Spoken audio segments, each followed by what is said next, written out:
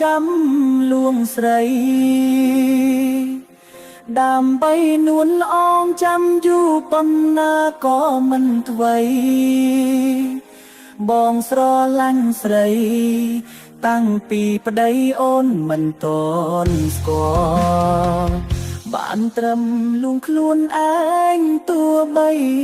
ដឹងថាជាតិនេះយើងគ្មានវាសនាបានជួបគ្នាទេប្តីអូនជាមនុស្សស្មោះត្រង់